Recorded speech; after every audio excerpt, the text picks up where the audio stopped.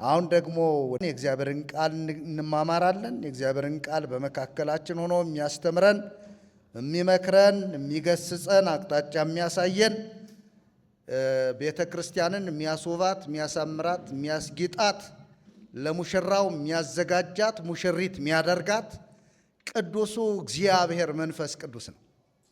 በዋናነት እሱ በእኛ ላይ ከብሮና ደምቆ ከታየ የምንማማረው ቃል ይገባናል ማለት ነው።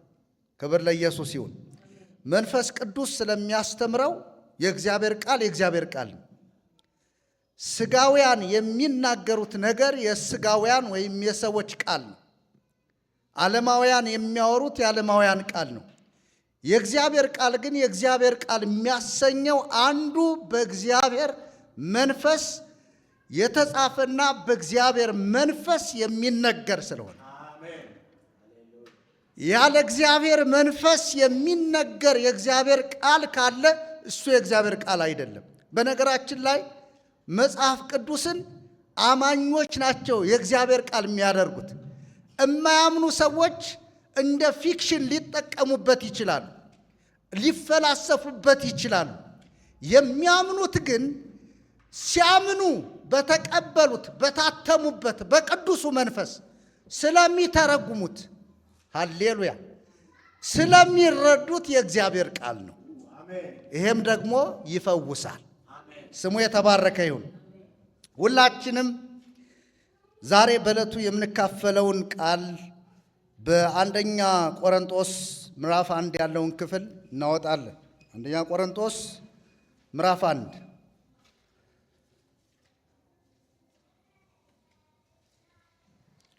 አንደኛ ቆሮንቶስ ምዕራፍ 1። ወደ ምዕራፉ ከመሄድ በፊት የአንደኛ ቆሮንቶስ ወይም ደግሞ የመጀመሪያው የቆሮንቶስ መልእክት የተጻፈበት ዋናው ዓላማ ብለን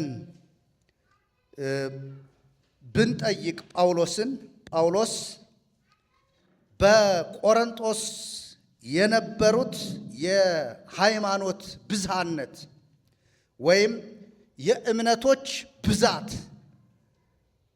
ስለነበረ በዛ ውስጥ ላይ ደግሞ ከእምነቶች መካከል ቤተ ክርስቲያን አንዷ ነበረች።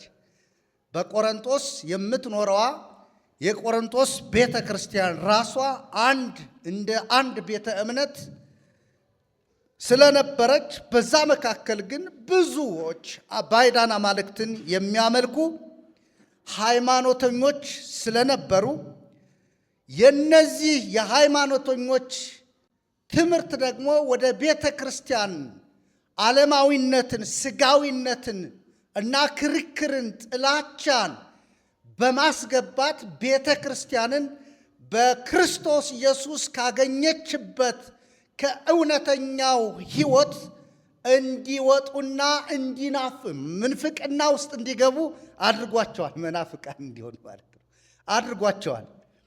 ስለዚህ የግድ ለዚች ቤተ ክርስቲያን የደረሰላት ቤተ ክርስቲያን ከመሆኗ በፊት ወደ ክርስቶስ እንዲመጡ በግሪክ የሚኖሩ አማኞች ኃይለኛ የሆነ የእግዚአብሔር ቃል የተገለጠበት ጳውሎስ በሚሰብከው ስብከት ወደ ክርስቶስ መጥተው በክርስቶስ ኢየሱስ አምነው የተመሰረቱ አማኞች ናቸው። ቤተ ክርስቲያን ሕንፃ አይደለም።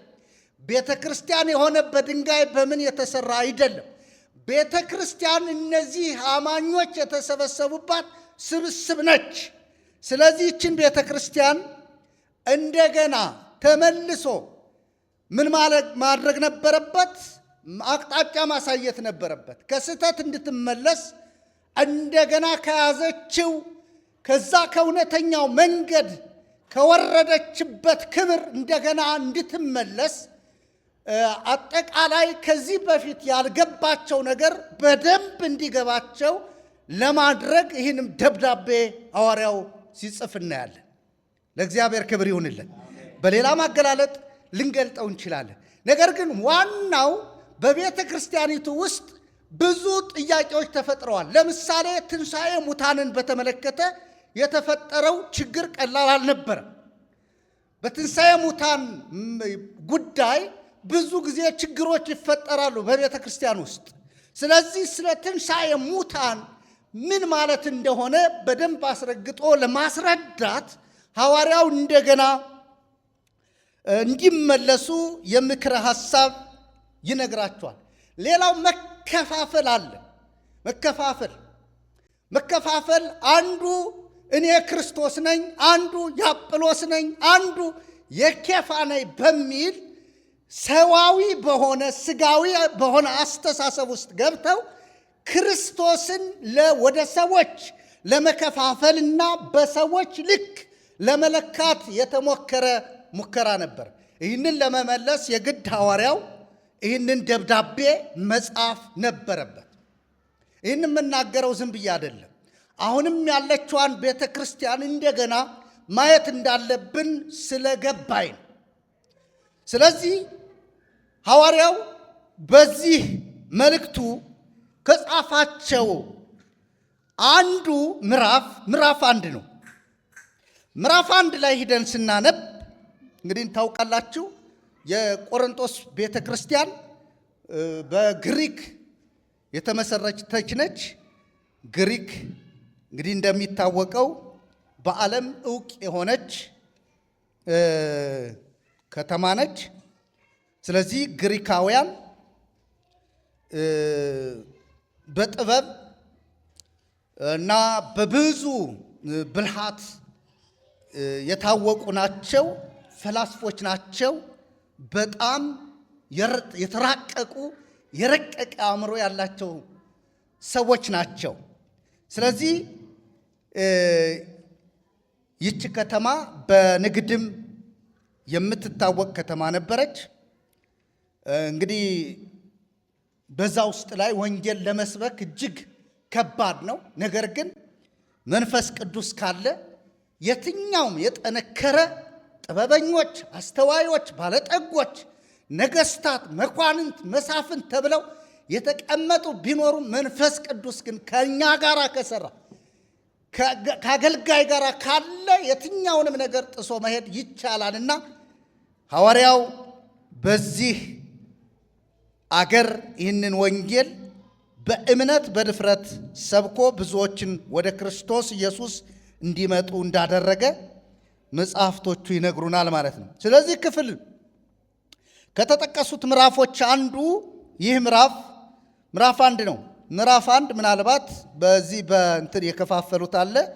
ጳውሎስ መጀመሪያ ላይ በትችት አልገባም። ቅድም ስናገር ደብዳቤውን የጻፈበት ዋናው ምክንያት ምንድን ነው የሚለውን እያወራው የነበሩት በቤተ ክርስቲያን ውስጥ የነበሩ አንዳንድ አለመግባባቶች፣ ብጥብጦች፣ ክርክሮች፣ መከፋፈሎች እና እንዲሁም ደግሞ የትምህርትም ግሽበት ገጥሟቸው እንደነበረ እየተናገርኩ ነበረ። ነገር ግን ሐዋርያው ምናልባትም ይህንን መልእክት ሲጽፈው መጀመሪያ ላይ የጻፈው በምስጋና ነው። ለእግዚአብሔር ክብር ይሁንለት። በምስጋና ከፖዘቲቭ ነገር ነው የተነሳው እና በዚህ ዘመን አገልጋዮች ብንሆን አንዱን ጨፍጭፈን አናቱን ብለን ጥለን ነው አበላሽተሃል፣ በክልሃል፣ አሁን አንተ ውጉዝ ከማሪዎስ ነህ ብለን ልንለየው እንችላለን። ሐዋርያው ግን አንድ የገባው ነገር አለ። ቢወድቁ እንደሚነሱ፣ ቢስቱ እንደሚመለሱ፣ ሃሌሉያ፣ አቅጣጫ ቢስቱ እንደገና ወደ አቅጣጫቸው እንደሚመለሱ ያውቃል። ስለዚህ የጀመረው በምስጋና ነው፣ ማለት በሰላምታ ነው። በሰላምታ ይጀምርና ምስጋናውን ይቀጥላል። ምስጋናው ለነሱ ነው። ምክንያቱም ይህንን ወንጌል የተቀበሉ ሰዎች የከበሩ ሰዎች ናቸው። ስህተት ስላለባቸው በስህተታቸው ሊሰደቡ አያስፈልግም። ምናልባት በምክሩ ውስጥ ላይ ተግሳጽ ሊኖረው ይችላል እንጂ ቀጥታ የሆነ ሰዎችን ከቀያቸው የሚያፈናቅል ንግግር አላደረገም። ምንባቡን ማየት ትችላላችሁ። እንግዲህ የመጀመሪያው ሰላምታ ነው፣ ከዛ ምስጋና ነው፣ ከዛ በክርስቲያኖች መካከል ያለው መለያየት እንዳይኖር የሚያደርግ ምክረ ሐሳብ ይሰጣል። ከዛ በኋላ ያለውን ሐሳብ ነው የምናየው። ቁጥር 18 ጀምሮ ያለውን ምንባብ አነባለሁ። ቁጥር 18 ላይ የመስቀሉ ቃል ለሚጠፉት ሞኝነት፣ ለእኛ ለምንድን ግን የእግዚአብሔር ኃይል ነውና።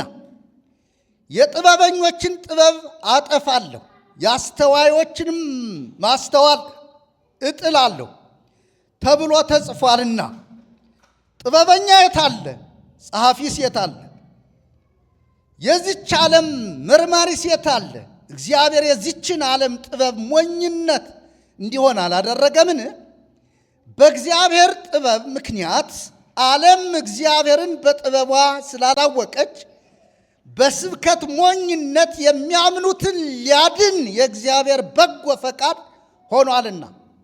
መቼም አይሁድ ምልክትን ይለምናሉ፣ የግሪክ ሰዎችም ጥበብን ይሻሉ። እኛ ግን የተሰቀለውን ክርስቶስን እንሰብካለን።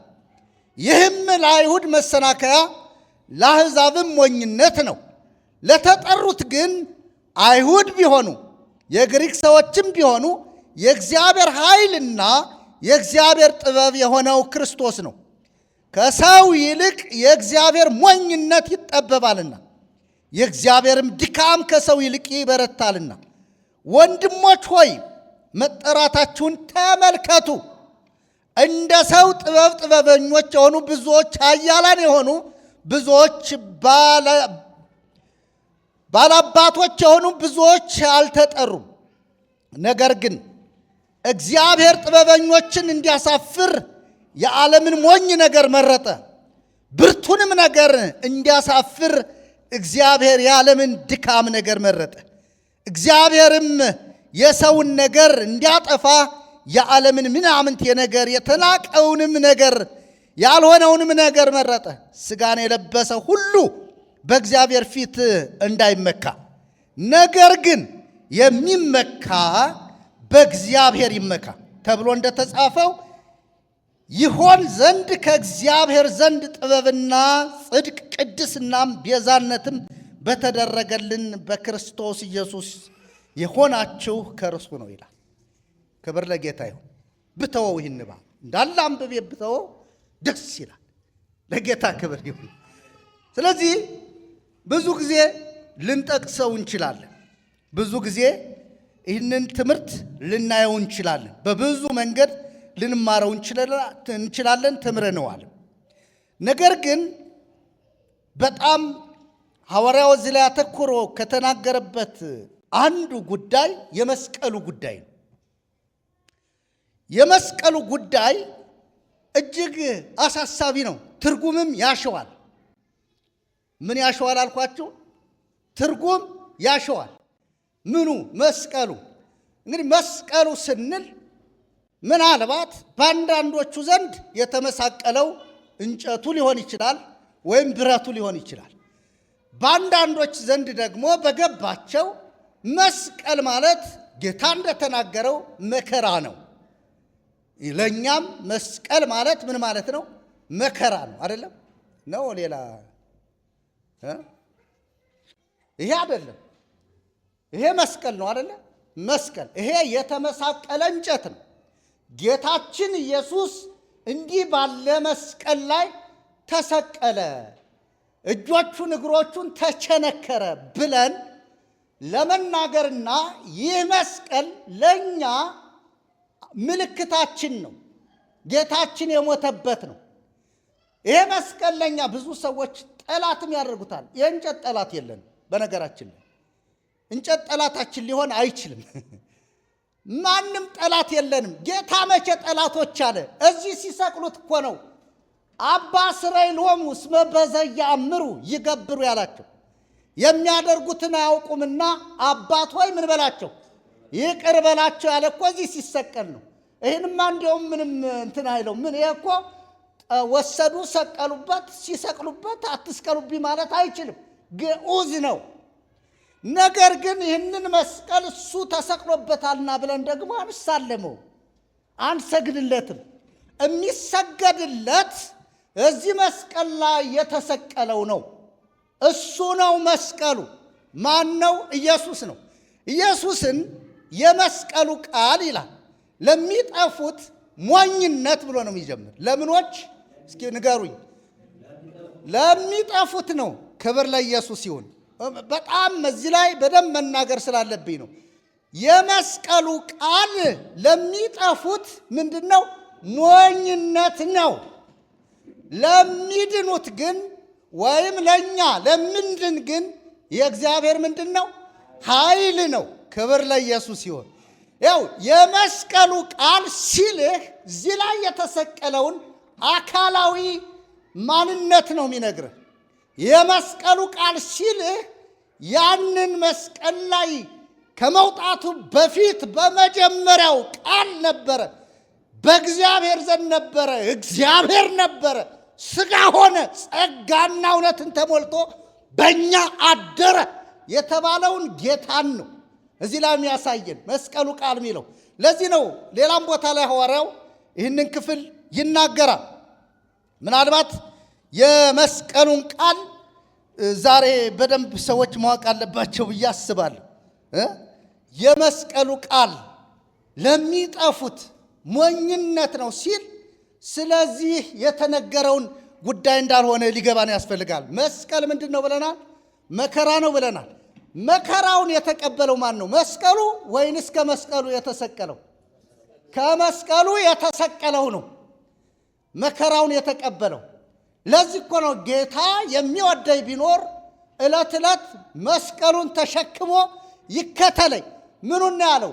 መስቀሉን። መስቀሌን አላለም። መስቀሉን። መስቀሉ የማን ነው? የራሱን መስቀል። ቀጸላ ጌታን ሲከተል የራሱ መስቀል አለው። ምን አለው? መከራ አለው። ዘወትር ሁልጊዜ እግዚአብሔርን እየመሰሉ በክርስቶስ ኢየሱስ የሚኖሩ ሁሉ ምን ይላሉ ይላል? ይሳደዳሉ። መከራ ነው። ምክንያቱም ከዓለም ጋር ተስማምተ መኖር አትችልም። መስቀሉ ላይ የተከፈለው መከራ ወይም መከራ የከፈለው የመስቀሉ ቃል እሱን ስንከተለው መከራ እኛንም ይከተለናል። የግድን አልጋ ባልጋ ነው የሚል ዝማሬ የለን። አልጋ ባልጋ ነው ነገሩ ምናምን የሚባል ነገር የለም። ይከተልሃል። ስለዚህ ለእኛ ለምንድን ነው አለ? የእግዚአብሔር ኃይል ነው ይላል። የእግዚአብሔር ኃይል ደግሞ ለምንድን ነው ይላል? ሌላ ቦታ ላይ ለማዳን ነው ይላል። ለእግዚአብሔር ክብር ይሁንለት። የእግዚአብሔር ኃይል ለማዳን ነው። እንዲያው እኮ እናንተ እንዴት አይነት ጥበብ ነው የገለጠልን ጌታ፣ ስሙ የተባረከ ይሁን። ይህን ኃይል ወደ ታች ስለማመጣው ነው። ኃይል ማን እንደሆነ እናየዋለን።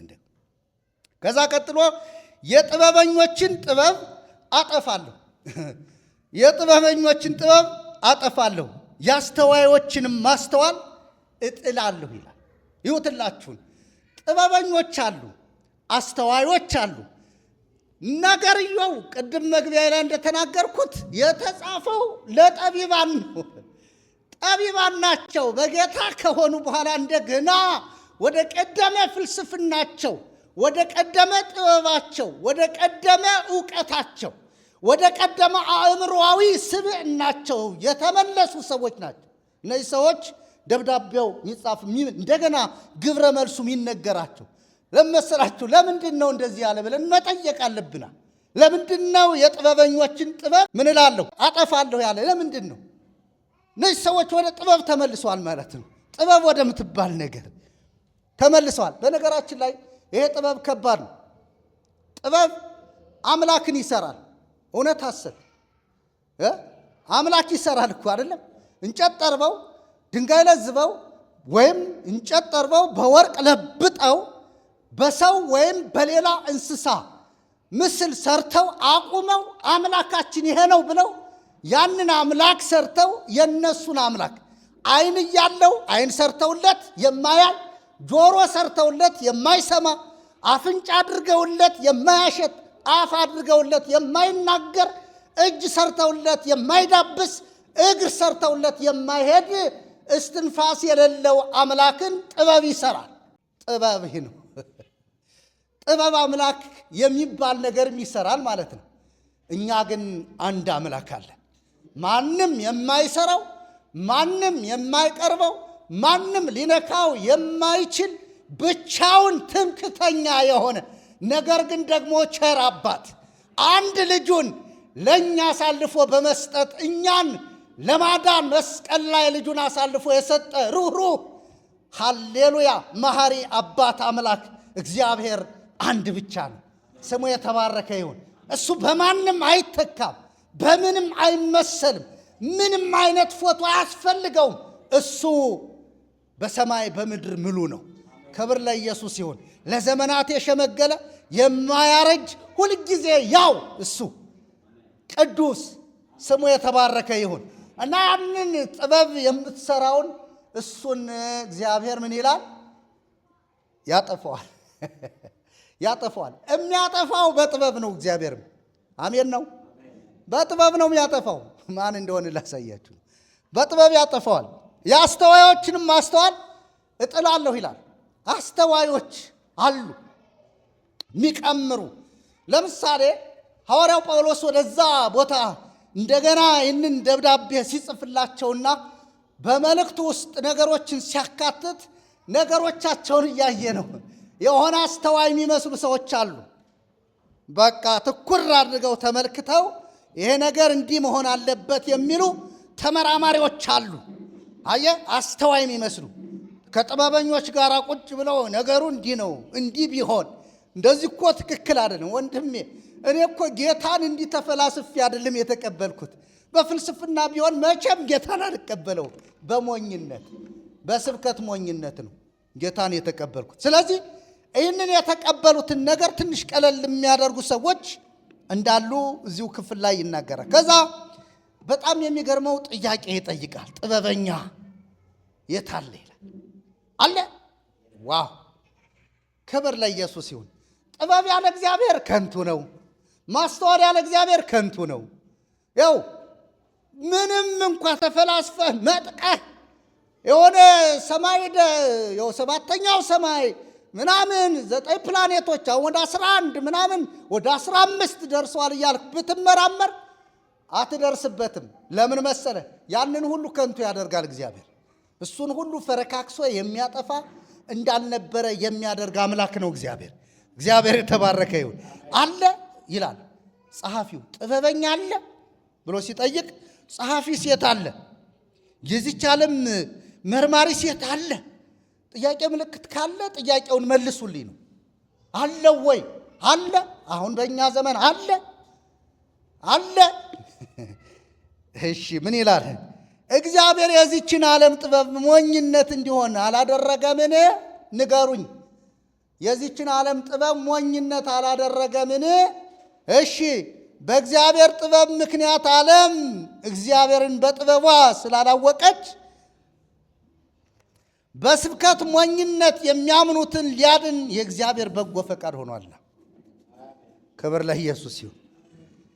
በእግዚአብሔር ጥበብ ምክንያት ዓለም እግዚአብሔርን በጥበቧ ስላላወቀች። ዓለም የራሷ ጥበብ አላት። እስኪ በሉት፣ በምንድን ነው እናንተ ያመናችሁ? ምን ማለት ነው? ምን ማለት ነው? ንገሩ እስቲ። ምንድን ነው ስብከት ሞኝነት? እንዲሁ እኮ ይገርመኛል እኮ እንዲሁ አንዳንድ ጊዜ እነዚህ ወንጌል የሚሰብኩ ሰዎች አሁን በጣም እየተዳከሙ ያሉ ሰዎች በጣም እግዚአብሔር ይባርካቸው። ወንድሜ ጌታ ይወድሃል። የሚማታው እንደማይማታ፣ የሚሳደበው እንደማይሳደብ፣ ሲዛትበት የሚዝተው ንካይ እኔም እኮ የገሌ ዘር ነኝ የሚለው ያ መላ ሰውነቱ የሚንዘረዘረው ሰውዬ ይሄ ጠቢቡ የእግዚአብሔር ጥበብ ክርስቶስ ያገኘው ወንጌላዊ ቀስ ብሎ ወንድሜ ምን ይላል? ጌታ ይወድሃል። ሞኝነት እኮ ነው። ሄድ አንተ ምናምን ስትለው ጌታ ይወድሃል። ዘር በል እባክህ። ኧረ ጌታ ይወድሃል ወንድሜ ይላል። አየው፣ በምንድን ነው የቀረበ? በሞኝነት ነው የቀረበ። ሞኝ ሆኖ ሃሌሉያ። አሁን ጌታ ይወድሃል ቀላል ነው አይደል? በጣም ቀላል አማርኛ ሲምፕል፣ ምንም የለው። ጌታ ይወድሃል። ታዲያ ላይ ወደኝ ነው እንዴ? እሱ ፈጥሮ እሱ ላይ ወደኝ ነው እንዴ ሊል ይችላል አይደለ? ፈላስፋው፣ ጸሐፊው፣ ጠቢብ ነው የሚለው ታዲያ እሱ ፈጥሮ እሱ ላይ ወደኝ ነው ይልሃል። አዎ አይወድህም። ለምን? የሚወድህ በራሱ ጥበብ ስታምን ነው።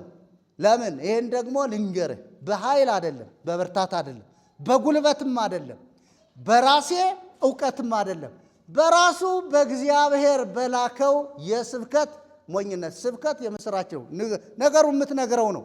ነገሩን ስትነግረው የዋህ ነው። በጣም ሞኝ ሆነህ ነው የምትቀርበው። ስለዚህ ሞኝ ሆነህ ስትቀርብ ሞኝ ሰርተህ ብትበላ ይሻልሃል ይላል። ልክ ስንዴ ለማኝ ነው የሚያስመስል። እሱ አይደለም ወዳጄ። ኢየሱስ ወይም ጌታ ይወድሃል ሲልህ አሜን ነው የሚባለው። አሜን። ደግሞ ስትጠይቅ ቀድሞ አይወደኝም ነበረ ወይ ብለህ ጠይቅ። አዎ አይወድህም። ለምን? ልጁን ስላልተቀበልክ። ልጁን ካልተቀበልክ እግዚአብሔር አይወድህም። ለምሳሌ በእርሱ ደስ የሚለኝ የምወደው ልጄ እርሱ ነው፣ እርሱን ምን በሉት ብሏል? ስሙት ብሏል። ስለዚህ እሱን አብ የሚወደው ልጁን ስትቀበል ነው አንተን አብ የሚወድህ ነው መልሱ። ሃሌሉያ፣ ክብር ለኢየሱስ ይሁን። ስለዚህ በስብከት ሞኝ ነህ።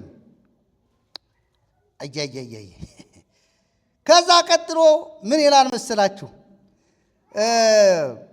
በስብከት ሞኝነት የሚያምኑትን ሊያድን የእግዚአብሔር በጎ ፈቃድ ሆኗልና። ይሄ እንግዲህ የሚሆነው የሚያምኑት የሚድኑት በራሳቸው ፈቃድ አይደለም፣ በራሳቸው ጥበብም አይደለም፣ በራሳቸው ፍልስፍናም አይደለም፣ በጸሐፊነታቸውም አይደለም፣ በፍልስፍናቸውም አይደለም።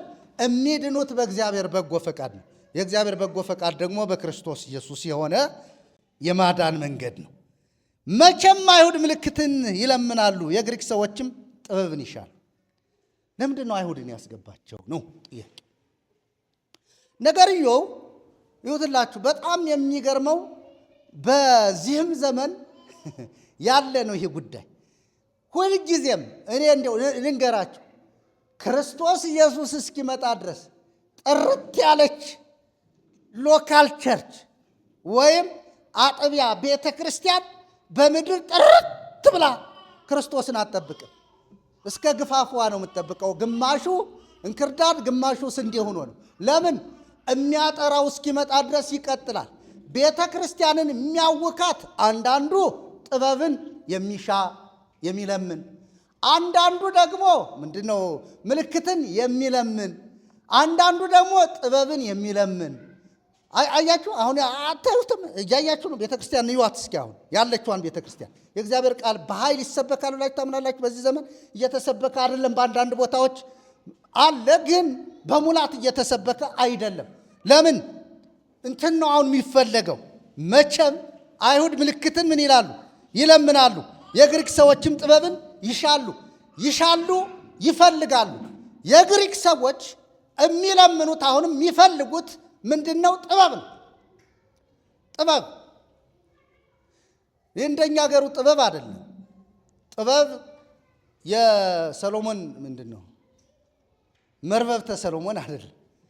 እነሱ የሚለምኑት ወይም የሚፈልጉት ጥበብ አሁንም ቀደም ብለው ከሚሰሩት የላቀ ሰዎች አይተውት ሰዎችን ሚስብ ለሰዎች ስሜት ቀስቃሽ የሆነ ከክርስቶስ ኢየሱስ ወንጌል ሊለይ የሚችል የራሳቸውን ክብር ማንጸባረቅ የሚችል የሚቆም አምላክ ሰርተው ማለፍ ይፈልጋል። በምድራችን ላይ በጣም በኃይለኛው ከተስፋፋው አማልክት ናቸው ተብለው ተስለው በተለያየ መልክ ከተቀረጹት መካከል የግሪኮች አስተዋጽኦ እጅግ ብዙ ነው። ብዙ ነው።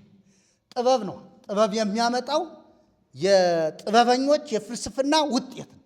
ለዚህ ነው አሁን ሰዎች በቃ የሚያዩትን የሆነ የሚስብ ነገር ያመጣሉ። ጎግል አድርገን ብናይ በጣም የሚያማምሩ አሉ። እግዚአብሔር አይታይም። ምን ያድርግ እንግዲህ ሰው ወይ በእግዚአብሔር መንፈስ ካልሆነ በቀር እግዚአብሔርን ማወቅ ስለማይችል የግድ የሚያየውን ነገር ቢከተል ይሻለው። አንዳንዶቹ ክንፍ ያለው ነገር ሰርተው የሚበር ያስመስሉናል አይናችን ላይ። ስለዚህ እነዚህ ሰዎች የበለጠ ጥበብ በራሳቸው ፍላጎት ለማድረግ የሚጥሩ ናቸው ማለት ነው። አይሁድ ደግሞ እንደሚታወቀው ምልክትን ነው። በነገራችን ላይ ቤተ ክርስቲያን ጥንቃቄ ማድረግ ያለባት አሁንም ትንሽ ወደ አይሁዶች አካባቢ እየሄደች ነው። የአይሁዶችን አይነት ነገር እየለመነች ነው፣ እየፈለገች ነው። ምን ያደርግልሃል አንተ? ሽባ ቢተረተረ እዚህ መሃል ምንድን ነው ትርጉሙ? ንገሩኝ እስኪ። ሽባ ተተረተረ። ያ ሽባ ተተርትሮ ሄደ። ጌታን ሳያምን ሳይቀበል ሄደ። ምንድን ነው ትርጉሙ? ንገሩኝ እስኪ። እሺ አንተ ላይ አሁን እግዚአብሔር የሚገርም ታምር ገለጠብህ። ልብስ ሁሉ ፈወሰ። በጣም ድንቅና ምልክት ታምራት ሆነ። ምንድን ነው ትርጉሙ? አሁን ድንቅና ታምር ሆኖ ሰው ወደ እግዚአብሔር መንግሥት ባይመጣ ምንድን ነው የሚያደርግልህ? አየው፣ ምንድን ነው የሚሰራው? ንገሩኝ እስቲ። ኢየሱስ ለ5,000 ሕዝብ 5 እንጀራ 2 ዓሣ አይደለ አበርክቶ አበላና ምን አላቸው? ሄዱ አላቸው። ትቷቸው ሄደ። አሁን ይውትላችሁን አትርፏል። 12 ቅርጫት ተርፏል። በነገራችን ላይ ተመልሰው የፈለጉት ትርፉንም እንፈልገው ይመስለኛል። እና በቃ ሄደ፣ ተሻግሮ ትቷቸው ሄደ። አመኑ በኢየሱስ። ህዝቡ አመነ? አላመነም። ታምሩን ያደረገው ማን ነው? ኢየሱስ ነው። አያችሁ፣ አብልቷቸዋል። በጣም የሚጨበጥ የሚታይ ነገር አድርጎላቸዋል። ነገር ግን አሁንም እኒህ ሰዎች የሚከተሉት እንዲህ አይነቱን ምልክት እንጂ ከሰማይ ኢየሱስ የመጣበትን ዋናውን ዓላማ አይከተሉም። ለዚህ ነው ተከትለውት ሲያገኙትም አሁንም ያበላንን ብለው ሲከተሉት እኔ ነኝ ከሰማይ የወረደ እንጀራ ብሏቸው ቁጫል። እንዴ ስጋውን ልንበላው ይፈልጋል እንዴ ሰውዬ ወደ ማለት ሄዱ። አሁን ምልክቱ ወደ ጌታ መጣቸው ወይ? አላመጣቸውም። ምልክት ከቃሉ ጋር ሲሆን፣ ምልክቱ በቃሉ ሲጸና፣ ሰዎች ምልክት ተደርጎላቸው በኢየሱስ አምነው የእግዚአብሔር ልጆች ሲሆኑ ምልክት ያኔ ምልክት ይባላል። ቃሉ ጸና ማለት ነው። ጌታም በእነዚህ ምልክቶች ቃሉን ያጸና ነበር ተብሎ እንደተጻፈ። ስለዚህ ምልክቶች የቃሉ ማጽኛ ናቸው እንጂ ምልክቶች የእግዚአብሔር መንግሥት መውረሻዎች አይደሉም። ስለዚህ እነዚህ ሰዎች የሚፈልጉት ምልክት ነው። አይሁድ ምልክት ይለምናሉ፣ የግሪክ ሰዎችም ጥበብን ካለ በኋላ ሐዋርያው የተናገረው ክብር ለኢየሱስ ይሁን። ይሁትላችሁ ያ ሁሉ ከንቱ ነው፣ ምልክቱም ጥበቡም ከንቱ ነው። ልንገራችኋልና ምን አለ? እኛ ግን አለ፣ ሃሌሉያ፣ እኛ ግን ምኑን? ምልክቱን፣ ታምራቱን፣ ድንቁን ነው ያለው አይደለም። እኛ ግን የተሰቀለውን ክርስቶስን እንሰብካለን። የመስቀሉ ቃል ማን ነው? የመስቀሉ ቃል ክርስቶስ ነው ማለት ነው። የተሰቀለውን አለና እዚህ ታች እኮ ፈታለን እና ሰው እዚህ ቲክቶክ ላይ ገብቶ በዚህ ሲከራከር ይውላል። አረ ታች እኮ አወረደ፣ በቃ የተሰቀለው ክርስቶስ ነው አለ እኮ። እሱ ነው የሚሰበክ አለ እኮ። የመስቀሉ ቃል የሚለው ክርስቶስን ነው አለ እኮ። በቃ እዚህ ላይ እኛ ግን የተሰቀለውን የተሰቀለበትን አላለም። የተሰቀለውን ክርስቶስን ምን እንላለን? እንሰብካለን። እንለምናለን አይደለም፣ እንፈልጋለን አይደለም። አይሁድ ምልክትን እንደሚለምኑት የግሪክ ሰዎችም ጥበብን እንደሚሹት አይደለም። እኛ ስራችን ምንድን ነው? አግኝተነዋል፣ ጥበብን አግኝተነዋል፣ ክብርን አግኝተነዋል፣ ሞገስን አግኝተነዋል፣ አዳኙን። እሱን ምን እንለዋለን? እንሰብከዋለን። ክብር ለኢየሱስ ይሁን። ያላገኘውን አትሰብከው ወዳጄ። እውነቴን ነው። ለማለባበስ ኢየሱስ ኢየሱስ ሊባል ይችላል በየመድረኩ። ነገር ግን ኢየሱስ ከጠቢባን የተለየ ጥበብ፣ ከምልክቶች የተለየ የመጨረሻው ታምር የተከናወነበት፣ ሰማይ የተከፈተበት፣ ከዋክብት የረገፉበት፣ ፀሐይ የጨለመችበት፣ ጨረቃ ደም የሆነችበት፣ ከዋክብት የረገፉበት፣ መቃብራት የተሰነጠቁለት ኢየሱስ እሱ የእግዚአብሔር ጥበብ ታምር የተከናወነበት። ከመዳን የበለጠ ታምር ስለሌለ፣ ከመዳን የበለጠ ምልክት ስለሌለ። እስኪ የዳን ክለት የገሌ የዳን ክለት ምን ተሰማህ ብልህ ብዙ ምትለው ነገር አለ፣ ብዙ ምትዩ ነገር አለ። ስትድኝ ምንድን ነው የተሰማሽ? እኔን ብትጠይቀኝ በቃ ሙሉ በሙሉ እግዚአብሔር የባህሪ ለውጥ እንዳደርግ አደረገኝ። መጀመሪያ ባህሪን ወደዛኛው እንድቀይር አደረገኝ። የሆነ ነገር ቅድም እንዳልኳችሁ የሆነ ማድረግ የነበረውን በቃ አታደርግም አለኝ። ለምን መሰለህ? የመጨረሻው ታምር ተገልጦልኛል። እሱም ደግሞ የመዳን ስራ ተከናውኖብኛል። ለእግዚአብሔር ክብር ይሁንለት። ለዚህ ነው እንግዲህ የተሰቀለውን እንሰብካለን አለ ጳውሎስ። የእናንተ ተውት፣ ምልክትን አትሹ። አሁን እዚህ ላይ ስናገር ታምራት ማድረግን ታዲያ የጸጋ ስጦታ ምናምን፣ የጸጋ ስጦታ እውነት ነው፣ የጸጋ ስጦታ የሰጠህ አንተ እንድትተብትበታል ነው እንዴ? የጸጋ ስጦታ እኮ እኔ ልከብርበት አይደለም፣ ጌታ እንዲከብርበት ነው። አይደለም እንዴ? ጸጋ ስጦታ የለም አለ እኮ አይደለም? አሁን አለ እኮ እንዴት ነው? እነ ጳውሎስ ፈውሰዋል እኮ፣ አጋንንት እናስወጣለን እኮ አይደለም እንዴ? ምን ችግር አለው? ሽባም እግዚአብሔር በእኛ ከተረተረ ተተረተረ። ለማን ክብር ነው ግን? ለጌታ ክብር ነው። ለአንተ ክብር ካደረገው ሞታል ወዳጄ፣ ወደ እንትን ወስደሃታል ማለት ነው፣ ወደ ዘመናዊነት። ስለዚህ እሱን አይደለም እያልኩ ያለው። ምናልባት አንዳንድ የሚሰማ አካል ካለ ጸጋ ስጦታን እንቀበላለን። አሜን ነው። በነገራችን የጸጋ ስጦታ የማትቀበል ቤተ ክርስቲያን ከሆነች እሷን ተዋት። ቤተ ክርስቲያን ለማለት ትቸገራለሁ። የጸጋ ስጦታ የሰው ስጦታ አይደለም፣ የሰው ሹመት አይደለም። የጸጋ ስጦታ በሐዋርያት ላይ የወረደው ያ በቆርኔሌዎስ ቤተሰብ የወረደው በእኛም ላይ የወረደው እኛንም የሚመራን ቅዱሱ መንፈስ የሚሰጠን እንጂ ሰዎች እንተና ብለው የሚሰጡን አይደለም። እሱ አይደለም። ይኸው ምንከራከር ሰው የሚሰጠን ቢሆን ኑሮ ነበረ። ማንከራከረው እግዚአብሔር መንፈስ ቅዱስ ስለሰጠን ነው። ጸጋውን ክብር ለኢየሱስ ይሁን። የመፈወስ ጸጋ ካለው ይፈውስ፣ ችግር የለውም። ግን ለእግዚአብሔር ክብር ያድርገው። እሱ ራሱን ይደብቅ፣ ራሱን አያውጣ። እኔ ነኝ አይበል፣ አይተብት፣ ነውር ነው። ምክንያቱም ትሁት ነው የሚያደርግ የእግዚአብሔር ጸጋ፣ የዋህ ነው የሚያደርግ የእግዚአብሔር ጸጋ፣ የምትከፈል ነው የሚያደርግ የእግዚአብሔር ጸጋ፣ ለሰዎች እንድትኖር ነው የሚያደርግ የእግዚአብሔር ጸጋ እንጂ አንተ ዝም ብለህ ፊን እንድትል አያደርግህ። ለእግዚአብሔር ክብር ይሁንለት። ስለዚህ የተሰቀለውን ክርስቶስን እንሰብካለን። እኛስ ሃሌሉያ ሃሌሉያ፣ ክብር ለአንተ ይሁን። ይህም ለአይሁድ መሰናከያ ለአሕዛብ ሞኝነት ነው። ለአሕዛብ ያላቸው እዛው ግሪኮችን፣ ለአይሁድ ምንድን ነው? መሰናከያ ነው። ግንበኞች የናቁት ድንጋይ ነው ክርስቶስ። ነገር ግን ደግሞ የማዕዘን ራስ የሆነ ነው ክርስቶስ። ስለዚህ ለአይሁድ ምንድን ነው? ሁልጊዜ መሰናከያ ነው። ለዚህ ነው ወደ ገዛ ወገኖቹ መጣ፣ የገዛ ወገኖቹም አልተቀበሉትም። ለተቀበሉት ሁሉ ግን በስሙ ለሚያምኑ ለእነርሱ የእግዚአብሔር ልጆች የሆኑ ዘንድ ስልጣን ሰጣቸው ሚለ ወደ ገዛ ወገኖቹ። አሁን እነሱ አልተቀበሉትም። ስላልተቀበሉት መሰናከያ ሆኖባቸዋል። አይሁድ ሁልጊዜም ይወትላችሁ፣ ሁልጊዜ መድረክ ላይ የምናገረው አይሁድ ጌታን ካልተቀበሉ አይድኑ። እውነት ነው ነው መመሬ፣ እንደዛ ነው። አዎ ግድ ነው። ጌታን መቀበል አለባቸው። ኢየሱስን በቃ ለካ ሳናውቀው መጥቶ ስለኛ ሞቷል፣ ስለዚህ እሱን እንመነው ማለት አለባት እስራኤል ራሱ። አይሁድ ማመን አለባቸው። ስለዚህ ምክንያቱም በእንትን አይዳንም፣ በዘረኝነት አይዳንም። ለተቀበሉት ነው የሚለው፣ በስሙ ለሚያምኑ ነው የሚለው። እንደዛማ ቢሆን ኑሮ ጳውሎስ ባላለቀሰላቸው ነበር። ስለዚህ አይሁድ በጣም የጌታ የኢየሱስ ክርስቶስ ጉዳይ መሰናከያ ሆኖባቸዋል። ለአሕዛብ ደግሞ ምን ሆኖባቸዋል? ሞኝነት ሆኖባቸዋል። ለመስቀሉ ቃል ለሚጠፉት ሞኝነት፣ ለእኛ ለምንድን ግን የእግዚአብሔር ኃይል ነው የተባለ ለዚህ ነው። ሞኝነት በሁለት ይከፈላል።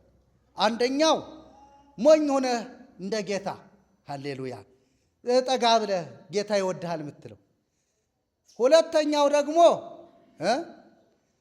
ጠቢቡን መስለህ ሞኝ እንደሆንክ ሳታውቅ ተሸውደህ ከጌታ የምታመልጠው ሞኝነት ነው። ጌታ ሳያገኝህ የምትቀረው ሞኝነት። ለዚህ እኮ ነው ለሚጠፉት ሞኝነት የሚለው። ጠቢባን እኮ ናቸው። ስለዚህ ጠቢብ ይመስላሉ፣ ነገር ግን ጌታን ስላልተቀበሉ ሞኞች ናቸው።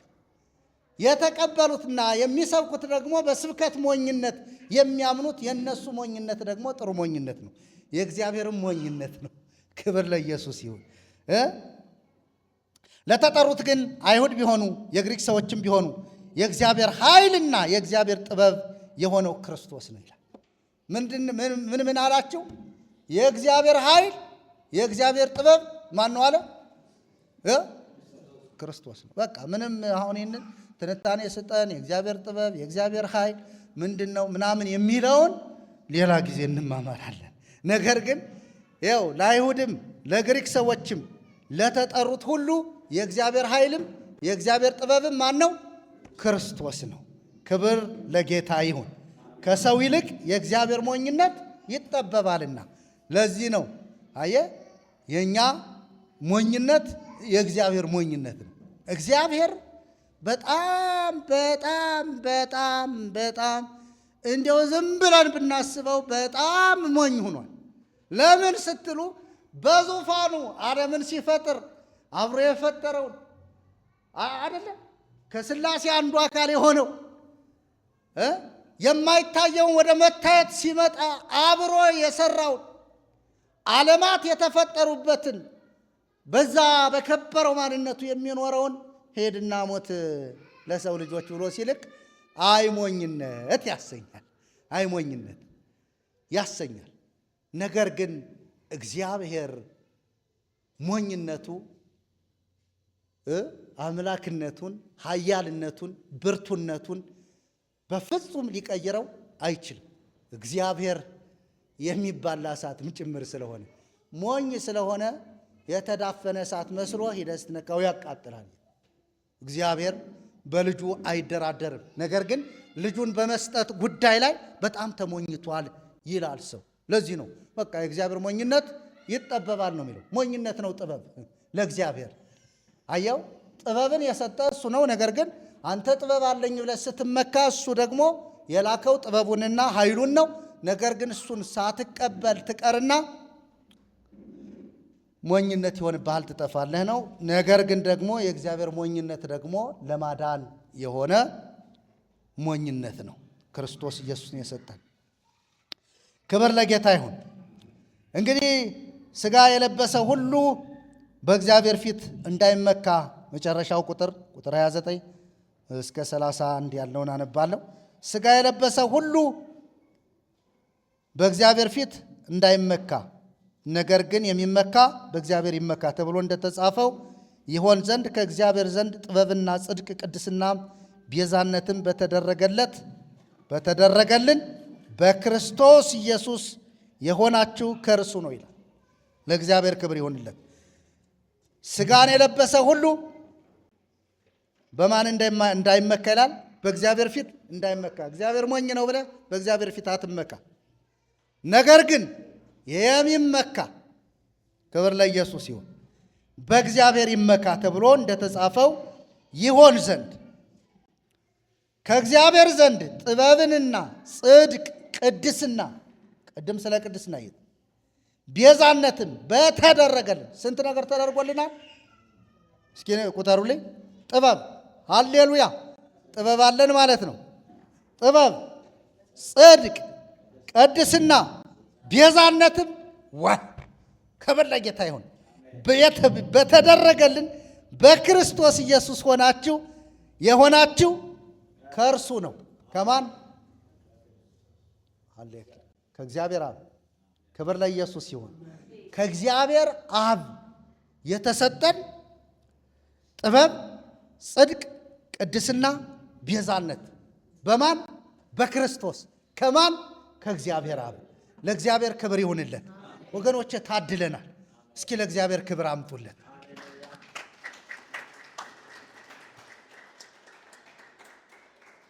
ጌታ ይባረክ እና በዚህ ቃል መሰረት እኛ እነዚህ ነገሮች አሁን የተዘረዘሩት ነገሮች ጣችን ሁል ጊዜ ሊኖሩ የሚያስፈልጋቸው አንኳር መልእክቶች ናቸው። እነዚህ ጥበብ፣ ጽድቅ፣ ቅድስና፣ ቤዛነት እነዚህን ጠብቆ መኖር የክርስቲያን ያማኝ ዋና መሰረት ናቸውና እነዚህ ደግሞ በክርስቶስ የተደረጉልን ከእግዚአብሔር የተሰጡን ስለሆኑ እነዚህን ከለቀቅደን እንደነንተና እንሆናለን። አልጠራቸው ቅድም ያነበብናቸው ሰዎች ለእግዚአብሔር ክብር ይሁንለት። እግዚአብሔር እስከ መጨረሻው ይወት በምልክቶች ሳንሸወድ በተለያዩ ጥበብ ባላቸው ንግግሮች ሳንወሰድ በዓለማውያን አስተሳሰቦች ሳንገባ ክርስቶስን እየመሰል የምንኖርበትን ዘመን እግዚአብሔር ያድለን። ክብር ሁሉ ለስሙ ይሁንለት። ወስብሐት ለእግዚአብሔር።